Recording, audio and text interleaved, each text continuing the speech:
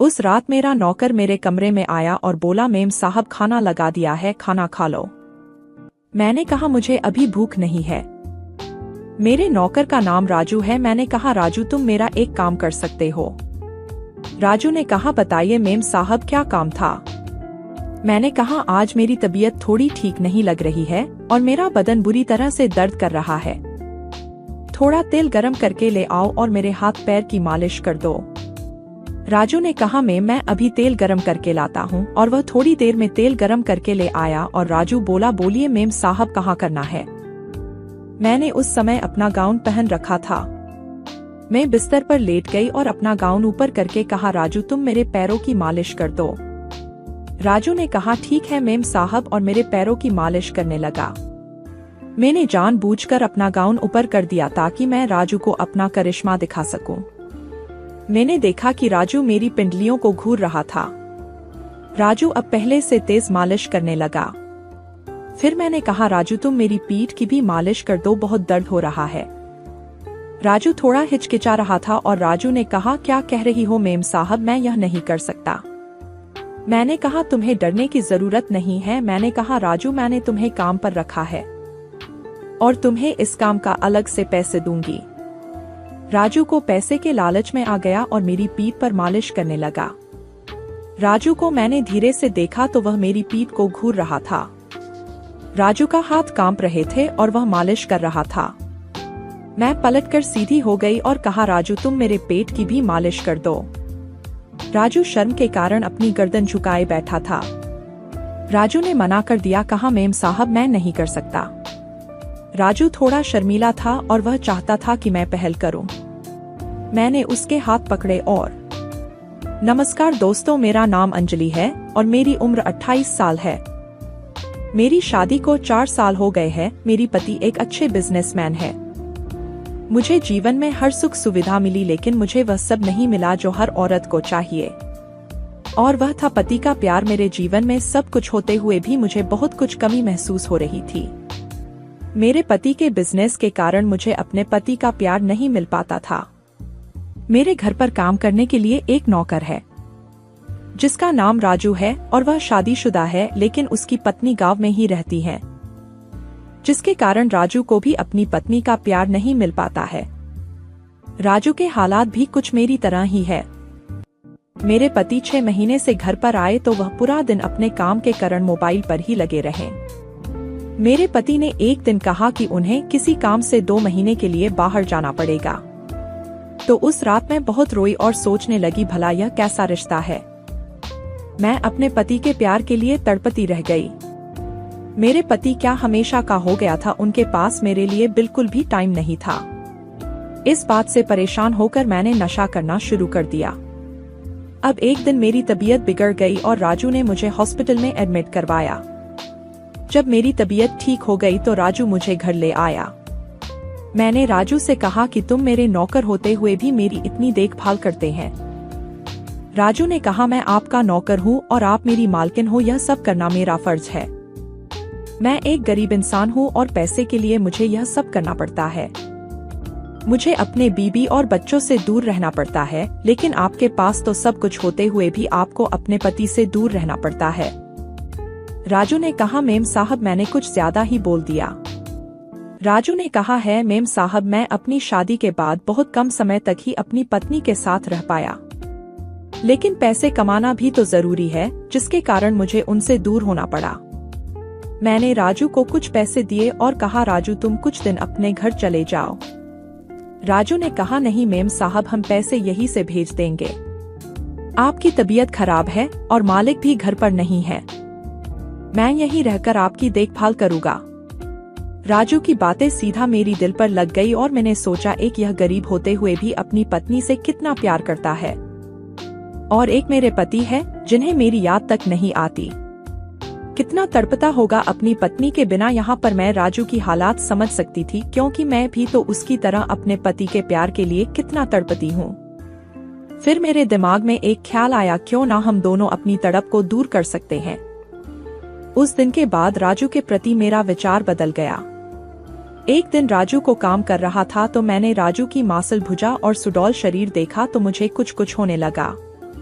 मैंने अब सोच लिया कि मैं अब राजू और अपनी दोनों की जरूरत को पूरा करके ही रहूंगी। मैं उसे अपने पास लाने के लिए तरह तरह के प्रयास करती, लेकिन वह हमेशा घर के कामों में लगा रहता। मैं जानबूझकर छोटे कपड़े पहनती ताकि वह मेरी तरफ आकर्षित हो जाए, लेकिन वह अपने काम में व्यस्त रहता। मैं जब नहाने जाती तो जानबूझकर गेट खुला छोड़ देती, लेकिन धीरे धीरे मेरे सारे प्रयास फेल हो रहे थे। तो मैंने सोचा कुछ नया तरीका अपनाया जाए जिससे राजू जल्दी आकर्षित हो जाए। एक दिन मैंने राजू से कहा कि आज मेरा शराब पीने का मन कर रहा है। राजू ने कहा कि नहीं मेम साहब, शराब पीना अच्छा नहीं है। आपने पहले भी इतनी शराब पी थी जिससे आप बीमार हो गई थी। मैंने कहा तो और मैं क्या करूं, मुझे मेरे पति की बहुत याद आ रही है। मैं उनका प्यार पाने के लिए तड़प रही हूं, लेकिन मेरा पति इसे समझने को तैयार नहीं है। मैंने 2 गिलास में शराब डाली और 1 गिलास राजू की ओर किया तो राजू ने कहा मेम साहब, मैं शराब नहीं पीता और मेरी इतनी औकात नहीं है कि मैं इस तरह के शौक पालूं। अब मैं कुछ नहीं कर सकती थी, लेकिन तभी मेरे दिमाग में एक आइडिया आया। मैंने सोचा यह तो पक्का काम करेगा। मुझे पता था कि मेरे पति को मुझसे ज्यादा अपने बिजनेस की फिक्र है, लेकिन मैं इस तरह की जिंदगी जीना नहीं चाहती थी। हर लड़की शादी के बाद चाहती है कि उसका पति उसे प्यार करे, उसके साथ रहे और उसका ख्याल रखे। उस रात मेरा नौकर मेरे कमरे में आया और बोला मेम साहब, खाना लगा दिया है, खाना खा लो। मैंने कहा मुझे अभी भूख नहीं है। मेरे नौकर का नाम राजू है। मैंने कहा राजू, तुम मेरा एक काम कर सकते हो। राजू ने कहा बताइए मेम साहब, क्या काम था। मैंने कहा आज मेरी तबीयत थोड़ी ठीक नहीं लग रही है और मेरा बदन बुरी तरह से दर्द कर रहा है। थोड़ा तेल गरम करके ले आओ और मेरे हाथ पैर की मालिश कर दो। राजू ने कहा मैं अभी तेल गरम करके लाता हूँ, और वह थोड़ी देर में तेल गरम करके ले आया। और राजू बोला बोलिए मेम साहब, कहाँ करना है। मैंने उस समय अपना गाउन पहन रखा था। मैं बिस्तर पर लेट गई और अपना गाउन ऊपर करके कहा राजू, तुम मेरे पैरों की मालिश कर दो। राजू ने कहा ठीक है मेम साहब, और मेरे पैरों की मालिश करने लगा। मैंने जानबूझकर अपना गाउन ऊपर कर दिया ताकि मैं राजू को अपना करिश्मा दिखा सकूं। मैंने देखा कि राजू मेरी पिंडलियों को घूर रहा था। राजू अब पहले से तेज मालिश करने लगा। फिर मैंने कहा राजू, तुम मेरी पीठ की भी मालिश कर दो, बहुत दर्द हो रहा है। राजू थोड़ा हिचकिचा रहा था और राजू ने कहा क्या कह रही हो मेम साहब, मैं यह नहीं कर सकता। मैंने कहा तुम्हें डरने की जरूरत नहीं है। मैंने कहा राजू, मैंने तुम्हें काम पर रखा है और तुम्हें इस काम का अलग से पैसे दूंगी। राजू को पैसे के लालच में आ गया और मेरी पीठ पर मालिश करने लगा। राजू को मैंने धीरे से देखा तो वह मेरी पीठ को घूर रहा था। राजू का हाथ कांप रहे थे और वह मालिश कर रहा था। मैं पलटकर सीधी हो गई और कहा राजू, तुम मेरे पेट की भी मालिश कर दो। राजू शर्म के कारण अपनी गर्दन झुकाए बैठा था। राजू ने मना कर दिया, कहा मेम साहब, मैं नहीं कर सकता। राजू थोड़ा शर्मीला था और वह चाहता था कि मैं पहल करूं। मैंने राजू के हाथ पकड़े और अपने पेट पर रख दिए और कहा राजू, तुम मालिश करो, देखो तुम्हें भी अच्छा लग रहा है।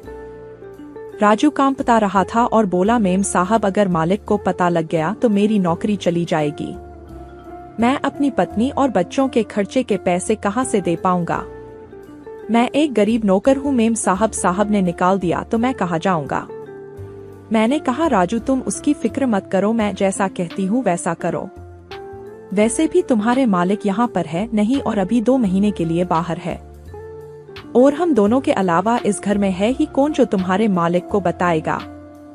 मैंने कहा राजू, अगर तुम मेरी बात मानोगे तो मैं तुम्हें बहुत पैसा दूंगी, जिससे तुम्हें पैसों के लिए इधर उधर नहीं भागना पड़ेगा।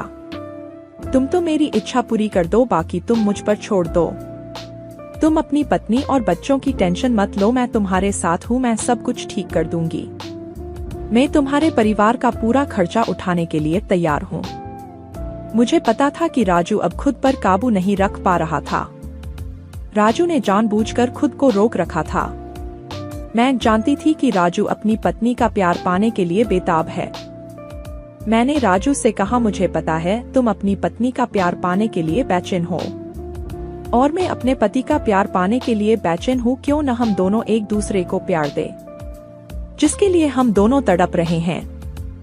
यूं समझो कि आज की रात मैं तुम्हारी पत्नी हूँ और मुझ पर तुम्हारा पूरा अधिकार है। राजू इतना सुनते ही मुझसे दूर जाकर हाथ जोड़कर खड़ा हो गया। राजू ने कहा, मेम साहब मैं यह नहीं कर सकता।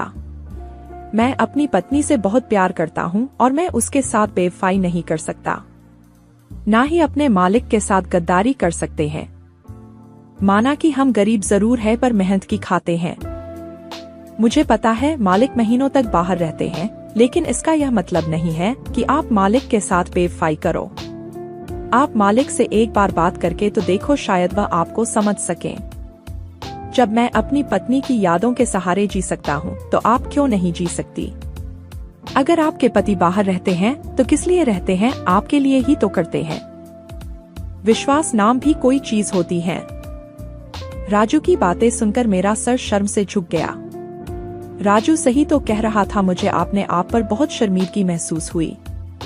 राजू ने कहा, अब मैं यहाँ नौकरी नहीं कर सकता, मैं कोई दूसरी नौकरी देख लूंगा। मैंने कहा, मुझे तुम्हारी बातें समझ आ गई है। राजू ने कहा, मेम साहब अगर मैं यहाँ रहा तो मैं आपसे नजरें नहीं मिला पाऊंगा और ना आप मुझसे नजरें मिला पाएगी। मैंने राजू से कहा, मुझे से गलती हो गई, मैं कुछ समय के लिए बहक गई थी। पता नहीं मेरे दिमाग में यह सब कैसे आ गया, मुझे माफ कर देना। राजू ने कहा, मेम साहब जवानी में कभी कभी ऐसा हो जाता है। अगले दिन राजू चला गया और मुझे बहुत दुख हुआ क्योंकि मैंने एक सच्चे और ईमानदार नौकर को खो दिया। तो दोस्तों, कैसी लगी हमारी कहानी? अच्छी लगी हो तो हमारे चैनल को सब्सक्राइब जरूर करें। धन्यवाद। नमस्कार दोस्तों, मेरा नाम अंकित कुमार है। मैं सरकारी नौकरी करता हूँ। बात उस समय की है जब मैं स्कूल में पढ़ता था। उस समय मैं बहुत डरपोक और शर्मीला लड़का था। शादी में जब मैंने पहली बार भाभी को दुल्हन के रूप में देखा तो बस देखता ही रह गया था। वो दुल्हन के लिबास में स्वर्ग की किसी अप्सरा से कम नहीं लग रही थी। भाभी ने आते ही सारे घर की जिम्मेदारी संभाल ली। भाभी सारा दिन घर के कामों में व्यस्त रहती थी और जब कभी समय मिलता तो मेरी पढ़ने में भी सहायता करती थी। भाभी ने सभी डिग्री कर रखी थी, इसलिए मैं भी पढ़ाई में कोई दिक्कत आने पर भाभी से पूछ लेता था। स्कूल से आने के बाद मैं भी भाभी के घर के कामों में हाथ बंटा देता था। भाभी मना करती थी और कहती थी, तुम बस पढ़ाई करो, ये सब तो मैं अपने आप कर लूंगी। मेरे भैया चाहते थे कि मैं एक बड़ा ऑफिसर बनूं और यह बात उन्होंने भाभी को भी बता रखी थी, इसलिए भाभी हमेशा मुझे पढ़ने के लिए बोलती थी। मैं भी पढ़ने में काफी तेज था, हमेशा स्कूल में अव्वल आता था। समय के साथ साथ मैं और भाभी एक दूसरे से बिल्कुल खुल गए थे। अब तो हम एक दूसरे से हंसी मजाक भी कर लेते थे। वैसे भी मेरे भैया बाहर नौकरी में है, जो कि बहुत कम ही भाभी के साथ रहते हैं। भैया के जाने के बाद भाभी का दिल भी तो पति से प्यार के लिए करता होगा, मगर एक दिन कुछ ऐसा हुआ कि मेरा भाभी के प्रति नजरिया ही बदल गया।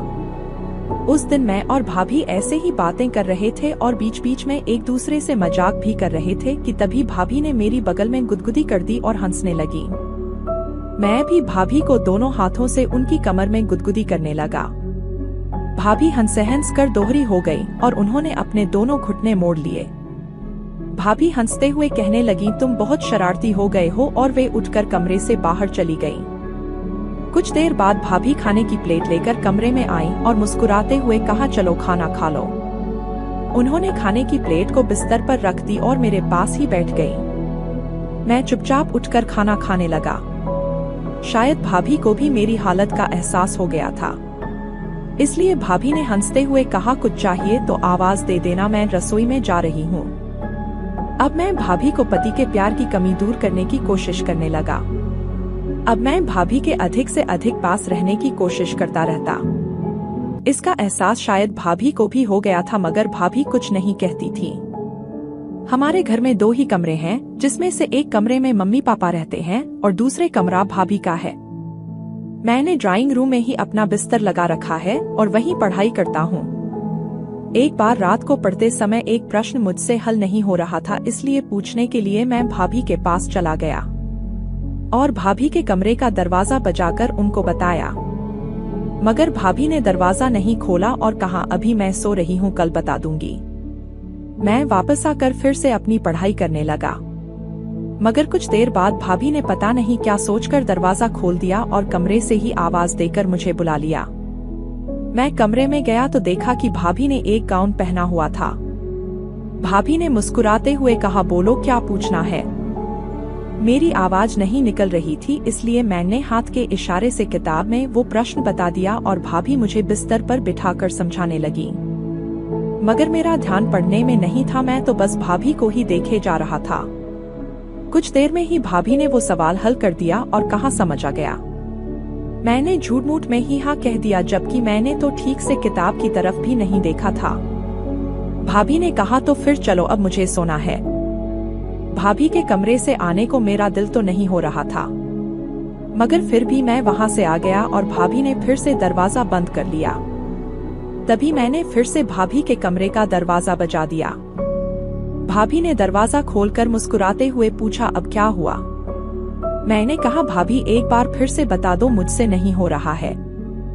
भाभी फिर से मुझे वो सवाल समझाने लगी, मगर मेरा ध्यान तो वैसे भी पढ़ने में नहीं था। कुछ देर में ही भाभी ने वो सवाल फिर से हल कर दिया। शायद भाभी समझ गई थी कि मैं बार बार क्यों आ रहा हूँ, इसलिए वो हंसने लगी और हंसते हुए कहा, सारी पढ़ाई आज ही करनी है क्या। मेरे बार बार भाभी का दरवाजा बजाने की आवाज सुनकर पापा अपने कमरे से बाहर आ गए और पापा के आते ही भाभी दरवाजे के पीछे छुप गई। पापा ने मुझे डांटते हुए कहा, क्यों परेशान कर रहा है भाभी को। मैंने कहा, मैं तो बस पढ़ने आया था। पापा ने कहा, तो फिर बार बार दरवाजा क्यों बजा रहा है। मैंने बताया, वो सवाल पूछने के लिए आना पड़ता है। पापा ने कहा, तुम कल से अपनी भाभी के कमरे में ही बिस्तर क्यों नहीं लगा लेते हो। वो तुम्हारी खबर भी लेती रहेगी और तुम्हें पढ़ा भी देगी। इतना कहकर पापा वापस अपने कमरे में चले गए। भाभी के कमरे में बिस्तर लगाने की बात से मुझे बहुत खुशी हुई, क्योंकि अब तो भाभी के साथ ही रहूंगा। पापा के जाते ही मैं अपना सामान भाभी के कमरे में लाने लगा, मगर भाभी ने मना कर दिया और हंसते हुए कहा, अभी रात को रहने दो, मैं कल तुम्हारा सामान यहाँ ले आऊंगी। अभी तो ये बताओ, तुम्हें पूछना क्या है। मैंने एक नया सवाल भाभी के सामने रख दिया, मगर भाभी ने कहा, तुम्हें पहले वाला समझ आ गया। मैंने जल्दी से हाँ कह दिया। भाभी ने मुस्कुराते हुए कहा, तो ठीक है, जरा मुझे पहले वाला करके तो दिखाओ। मैं हल करने तो लग गया, मगर मुझे आ नहीं रहा था, और आता भी कहां से। मैंने ठीक से देखा ही कहा था। भाभी को पता चल गया था कि मुझे वो सवाल नहीं आ रहा है और मैं बार बार उनके पास किस लिए आ रहा हूँ, इसलिए वो जानबूझकर मेरी खिंचाई कर रही थी। भाभी हंसने लगी और कहा, अभी सो जाओ, कल पढ़ लेना। मैं चुपचाप भाभी के कमरे से वापस आ गया और आकर सो गया। मैं सोचने लगा कि अब तो भाभी मुझे अपने कमरे में कभी नहीं सुलाएंगी। सुबह मेरी भाभी से बात तक करने की हिम्मत नहीं हुई और मैं चुपचाप स्कूल चला गया। जब मैं स्कूल से वापस घर आया तो देखा कि मेरा सारा सामान ड्राइंग रूम से गायब था। मैंने बाहर जाकर देखा तो भाभी किचन में खाना बना रही थी। वो मेरी तरफ देखकर मुस्कुराने लगी। मैंने भाभी के कमरे में जाकर देखा तो मेरा सारा सामान भाभी ने अपने कमरे में लगा रखा था। अब रात में भाभी मेरे पास आकर बैठ गई और बोली, अब बताओ कौन सा सवाल नहीं आ रहा है। मैंने भाभी को मना कर दिया और कहा, मुझे कुछ पूछना होगा तो मैं आपको बता दूंगा, आप सो जाओ। भाभी ने कहा, ठीक है। अब तो मुझ में भी थोड़ी सी हिम्मत आ गई। मैं सोने का नाटक करने लगा। मैं डर गया कहीं भाभी को ये बात पता ना चल जाए, इसलिए मैं जल्दी से करवट बदल कर सो गया और पता नहीं कब मुझे नींद आ गई। अगले दिन मेरी भाभी से बस 1-2 बार ही बात हो पाई, क्योंकि मेरी मम्मी की तबीयत खराब थी, इसलिए भाभी दिन भर मम्मी के ही पास रही। रात को जब मैं पढ़ाई कर रहा था तो करीब 11 बजे भाभी कमरे में आई और मुझसे कहने लगी, तुम्हें पता है ना, कल पापा जी मम्मी को इलाज के लिए दूसरे शहर ले जा रहे हैं। वो शाम तक वापस आएंगे, इसलिए तुम्हें कल स्कूल नहीं जाना है, नहीं तो मैं घर पर अकेली रह जाऊंगी। मैंने हामी भर दी। घड़ी में अलार्म भरते हुए भाभी ने एक बार फिर से कहा, तुम्हें कुछ पूछना है तो पूछ लो, नहीं तो मैं सो रही हूँ। मुझे सुबह जल्दी उठकर मम्मी पापा के लिए खाना भी बनाना है। भाभी ने कहा, तो ठीक है, तुम एक बार बाहर जाओ, मुझे कपड़े बदलने हैं। मैंने मजाक में कह दिया, ऐसे ही बदल लो ना। तो भाभी हंसने लगी और कहा, अच्छा जी, आजकल तुम कुछ ज्यादा ही बदमाश होते जा रहे हो, चलो अभी बाहर चलो। उन्होंने मेरा हाथ पकड़कर मुझे बाहर करके अंदर से दरवाजा बंद कर लिया। मैं बाहर खड़ा होकर इंतजार करने लगा और जब भाभी ने दरवाजा खोला तो देखा कि भाभी ने उस दिन वाला ही गाउन पहन रखा था। अगली सुबह भाभी अलार्म को बंद करके जल्दी से उठकर खड़ी हो गई। भाभी कमरे से बाहर चली गई और मैं ऐसे ही लेटा रहा। मुझे डर लग रहा था कि कहीं भाभी मेरी शिकायत मम्मी पापा से ना कर दें। यही सोचते सोचते पता नहीं कब मुझे नींद आ गई। दिन के करीब 12 बजे भाभी ने मुझे जगाया और कहा, अब क्या सारा दिन ही सोते रहोगे? मैंने भाभी की तरफ देखा तो वो मुस्कुरा रही थी। मैंने डर और शर्म के कारण गर्दन झुका ली। भाभी ने फिर से हंसते हुए कहा, अभी देख क्या रहे हो, चलो अभी नहा लो, मैं खाना बना देती हूँ। मैं बिना कुछ बोले चुपचाप नहाने चला गया। फिर खाना खाकर ड्राइंग रूम में जाकर लेट गया। रात भर नहीं सोने के कारण मुझे फिर से नींद आ गई। अब भाभी काम से फ्री होकर ड्राइंग रूम आकर बैठ गई, तभी मेरी नींद खुल गई। भाभी थोड़ी परेशान दिख रही थी तो मैंने भाभी से पूछा, क्या बात है भाभी, आप इतनी उदास क्यों हो? भाभी ने कहा, तुम्हारे भाई छुट्टी आने वाले थे लेकिन कंपनी के काम के कारण अब वह 1 महीने से पहले छुट्टी नहीं आ सकते हैं।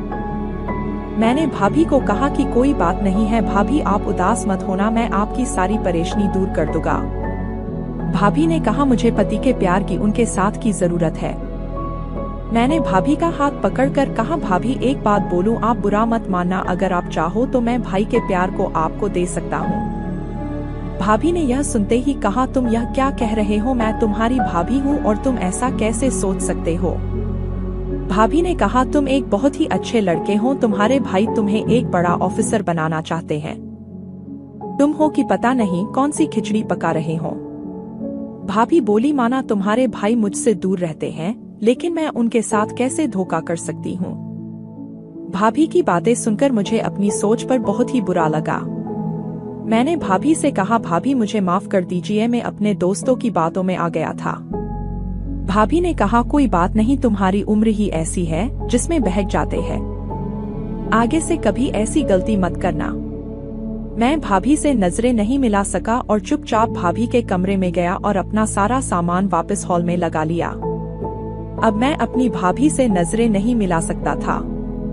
अब आगे की पढ़ाई के लिए मैं दूसरे शहर चला गया। तो दोस्तों, कैसी लगी हमारी कहानी? अच्छी लगी तो हमारे चैनल को सब्सक्राइब जरूर। नमस्कार दोस्तों, मेरा नाम ममता है और मैं महाराष्ट्र की रहने वाली हूँ। मेरी शादी कुछ समय पहले ही हुई थी। शादी से पहले मेरा एक दोस्त था जिसका नाम मनोज था। एक दिन मेरी सास ने मुझे मनोज से बातें करते हुए देख लिया और सब कुछ सुन लिया था। मेरी सास ने कहा, बहू तुम अकेले ही यह कर रही हो, अपनी सास को भी इसमें शामिल कर लो। फिर मैंने अपनी सास को मनोज के नंबर दे दिए। एक दिन मनोज ने मेरी सास को अपने घर बुलाया और दोस्तों, मैं पिछले कुछ दिनों से बहुत परेशान थी।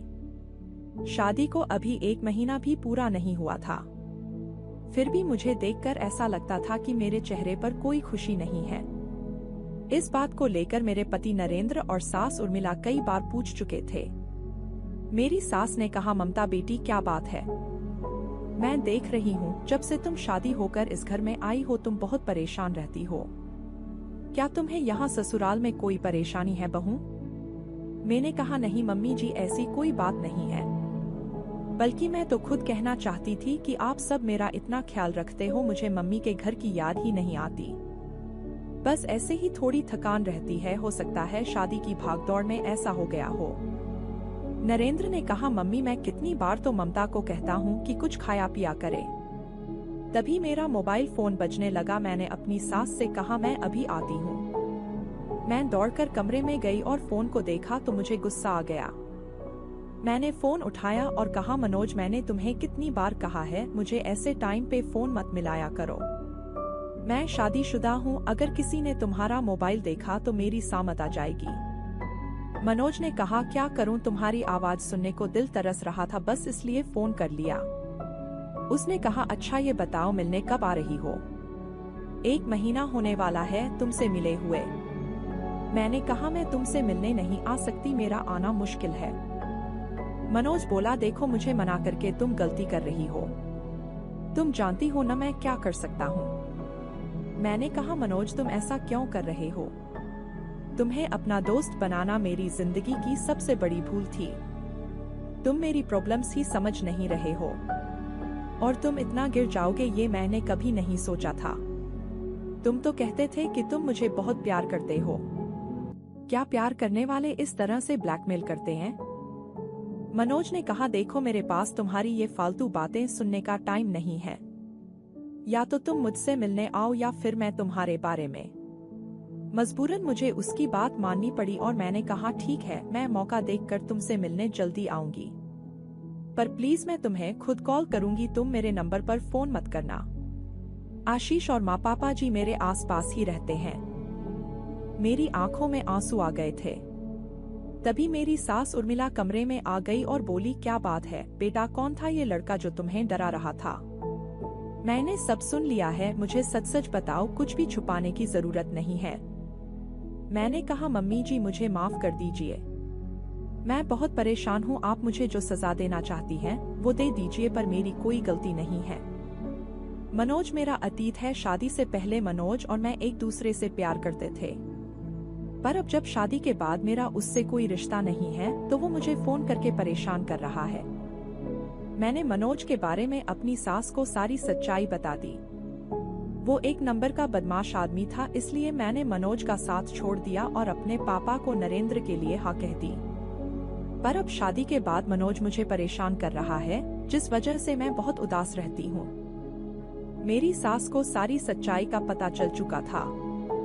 मेरी सास ने कहा, घबराओ नहीं बेटा, मैं तुम्हारी सास बाद में हूँ, पहले एक माँ हूँ। हम दोनों मिलकर उस मनोज को सबक सिखाएंगे और तुम डरो नहीं, मैं तुम्हारे और नरेंद्र के रिश्ते पर बिल्कुल भी आंच नहीं आने दूंगी।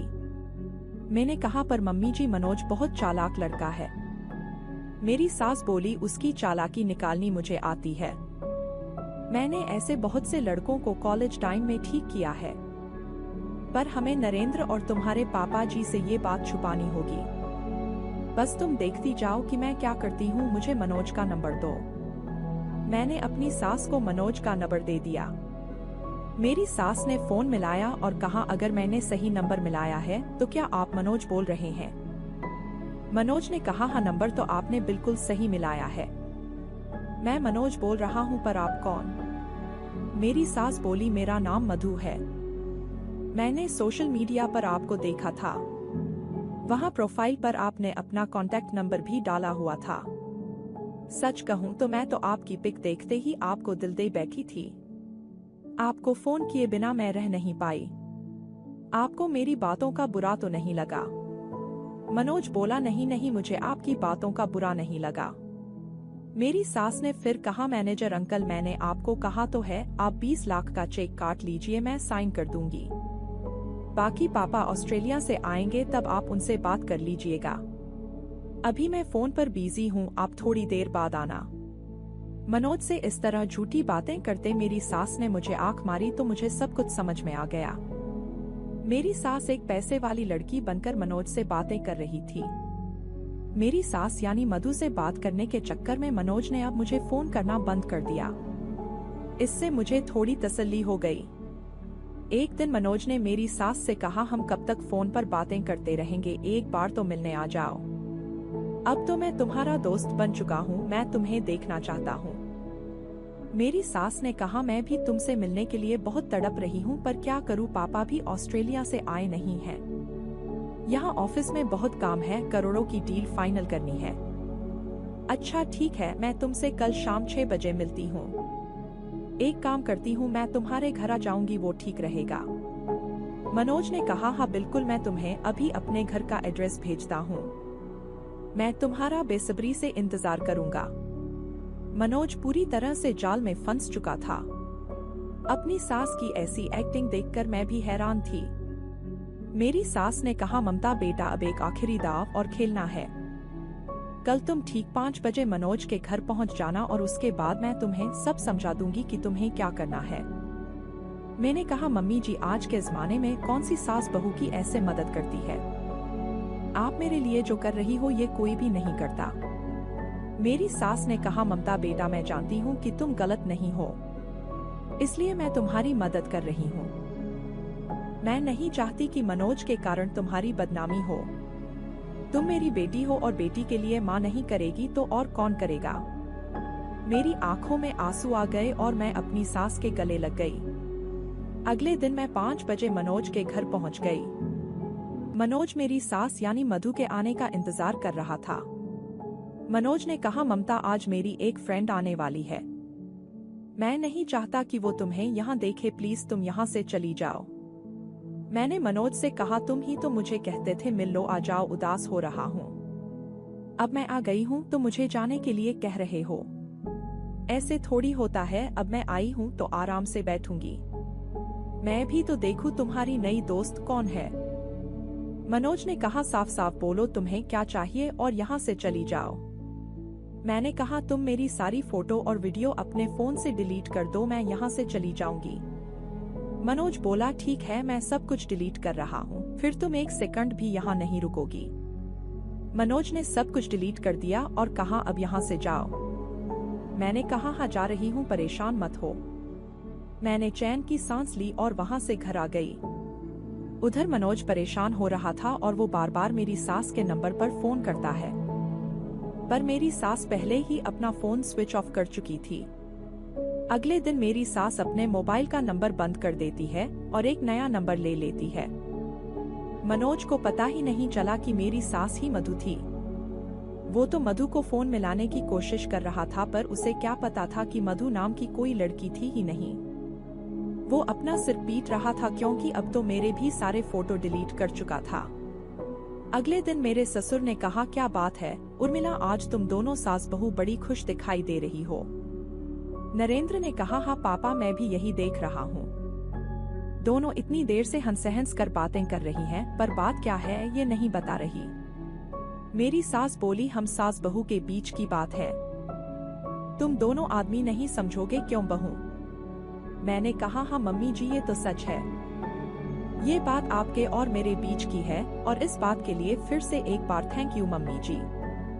तो दोस्तों कैसी लगी हमारी कहानी, अच्छी लगी तो हमारे चैनल को सब्सक्राइब जरूर करें। धन्यवाद।